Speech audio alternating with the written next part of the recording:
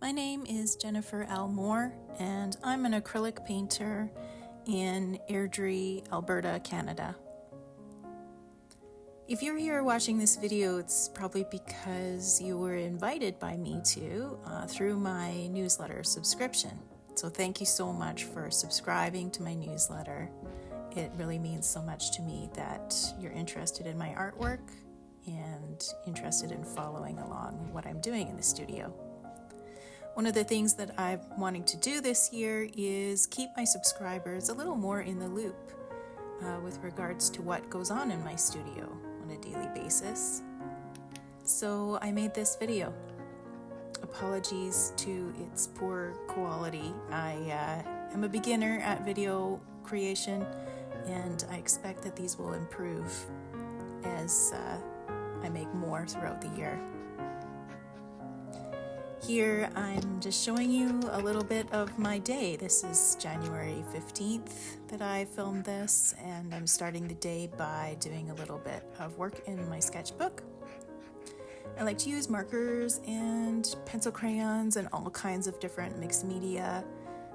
I work from photo reference that I find in all kinds of gardening books that I have, photo references that I find online. These are all just sketches for myself, that they're for personal use, and I often will paint using my sketches as reference. The photo references are just kind of a launching off point. They give me lots of ideas of where to start. This one is a book called Wild, The Naturalistic Garden, that I got for myself last year, and I just love it. I love all of these wild, prairie, meadow-like gardens. Sketching is a really great way for me to warm up and start the day, and I really want to try it and do more sketching. Just develop and build my visual language that I like to use in my paintings. And here's a little piece, unfinished painting that I found on my desk. I'm just looking at some of the layers that I made on here, scratching through the paint. And it's inspired me to get started with some new paintings on this day. So I've got some prepped papers here, and I'm just starting to mix up some paints to work on an underpainting. So another one of the things I'm thinking about this year is I really want to try and paint as much as possible. It can be a bit tricky while also trying to run a business and sell my own artwork. But one of the ways that I've decided is a good way to do this is to work on paper a lot more.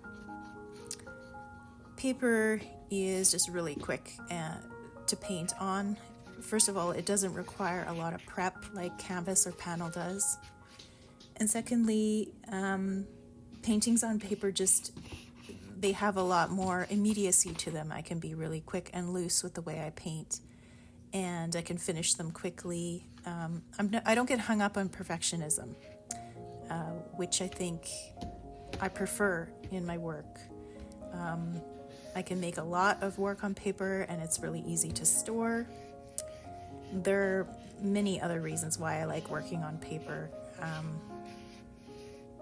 So that's what I'm doing. I'm making a lot of paintings on paper this year, and I'm experimenting with ways to mount them onto cradled wood panel so that collectors have that option if they like. If they prefer to buy something that's ready to hang, then that will be an option for them with these paper paintings. Working in this underpainting is such a freeing, fun way to warm up for a painting day, because an underpainting for me doesn't always have much to do with what the final image is going to be. In fact, I have really no idea what this painting is going to look like in the end. But it's just a chance for me to sort of loosen up and throw down something a bit unexpected and wild.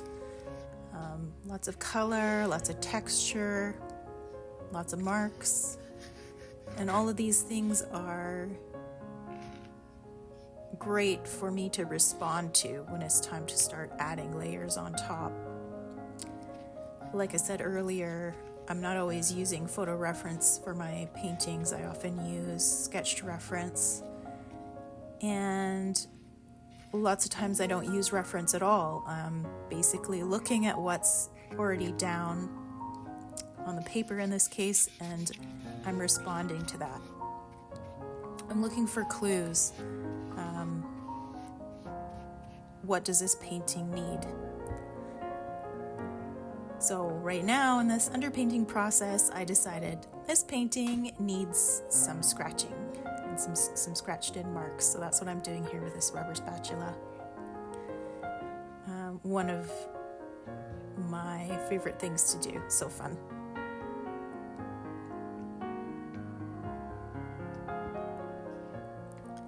And when I decide I've had enough of this underpainting process, I'm just going to step back from it and let those layers dry, and I'll come back to it another day. And you can see here I've got a couple of other paintings up on the wall easel that have already been underway for a bit of time here, and so I've decided I'm going to settle in and finish one of them up. So that's what I'm doing. I've opened up my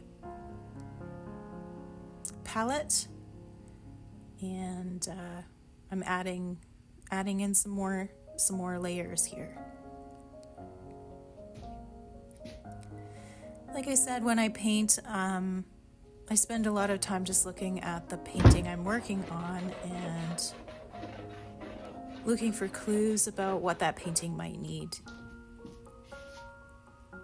And I'm not really spending a lot of time getting precious about the marks that I make. I'm not too careful about my mark making or precise.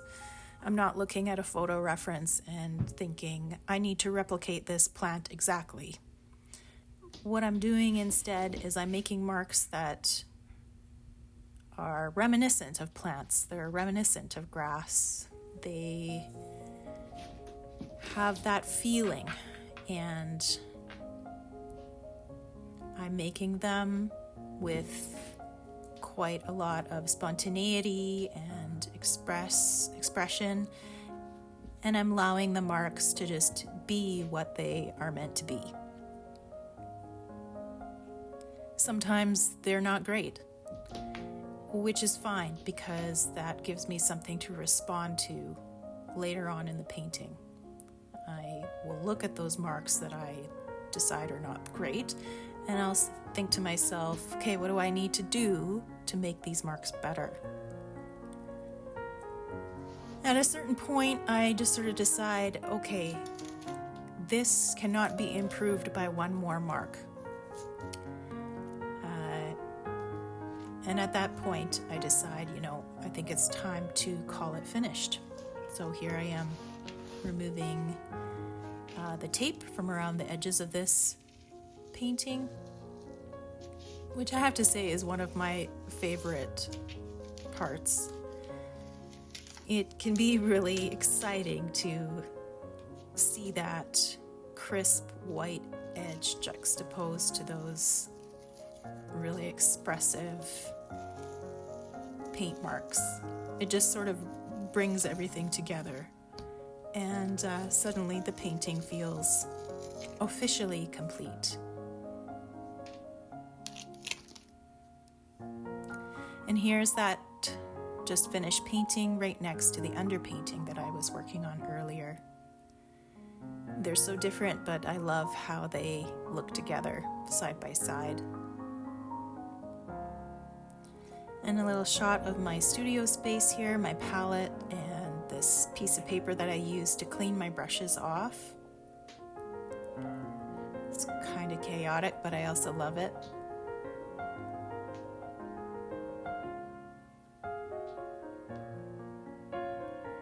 And I've started a couple other things this day as well. I've got a newly begun painting on the table there, and a few more things underway on the easel. I like to move back and forth from painting to painting in a studio day so that I don't get too fixated on one piece. It's good to have fresh eyes when I'm painting, so moving back and forth between paintings can help with that.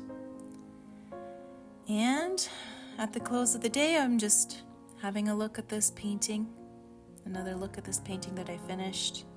I think I titled it Hold On.